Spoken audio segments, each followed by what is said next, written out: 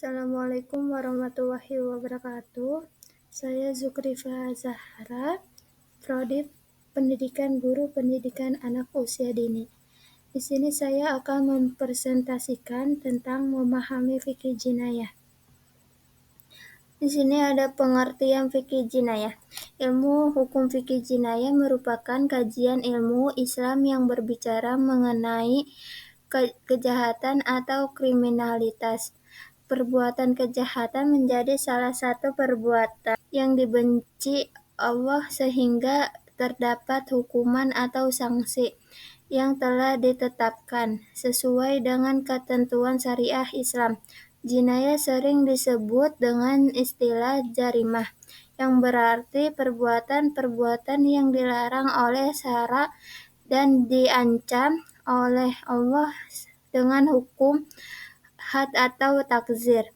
Secara garis besar, fikih jinayah merupakan ilmu hukum dalam agama Islam yang berkaitan dengan perbuatan dosa yang dilarang di mana sanksi hukumnya telah tercatat secara terperinci yang diambil dari dalil.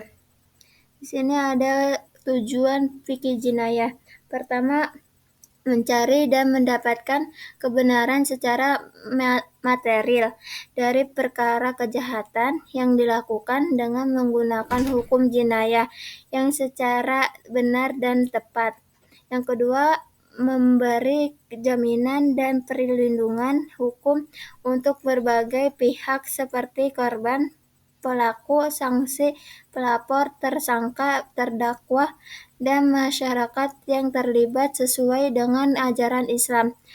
Yang ketiga, mengupayakan bagi yang pernah berbuat kejahatan untuk bertaubat secara bersungguh-sungguh dan tidak melakukan perbuatan. Di sini ada macam-macam fikih jinayah. Yang pertama, jaramul qisah. Jinayah jaramul qisah berasal dari kata qisah yang berarti sepadan. Jaramul qisah adalah hukum yang dilakukan pada seseorang sepadan dengan kesalahannya. Yang kedua, jaramul had. Jaramul had adalah hukum dalam syariat Islam yang akan dikenakan pada pelaku kejahatan dengan dikenai had atau hudud atau disebut batasan tertentu. Yang ketiga, jaramul takzir. Jaramul takzir adalah kejahatan yang dilakukan oleh pelaku dengan menggunakan hukum takzir. Di sini ada penerapan fikih jinayah. Yang pertama, hukum fikih jinayah walaupun aturannya sudah terperinci dalam Al-Quran. Selain hukum takzir, belum seluruhnya dilaksanakan dalam kehidupan umat Islam. Yang kedua, bahkan di Indonesia penerapan fikih jinayah sangat sedikit dilakukan karena terdapat beberapa kendala, meliputi problem konseptual hukum jinayah, prinsip umum pembuktian, dan prosedur pidana. Yang ketiga, selain itu, Indonesia memiliki aturan tersendiri dalam menerapkan hukum kriminal seseorang sesuai dengan undang-undang kriminal yang berlaku yang sebagian besar berbeda dengan aturan Islam. Di sini ada penerapan fikih jinayah.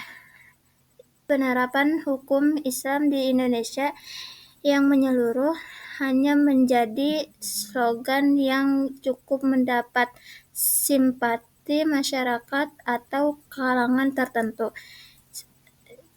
Penerapan hukum pidana Islam menurut pandangan Gus Dur dituangkan dalam beberapa tulisan seperti Islam dan Hak Asasi Manusia dan Hukum Pidana Islam dan Hak Asasi Manusia yang membicarakan atau memberikan perhatian pada masalah penerapan hukum pidana Islam dan hak asasi manusia dan perubahan ketentuan hukum yang bersifat ijtihadi sebagaimana hukum pindah agama.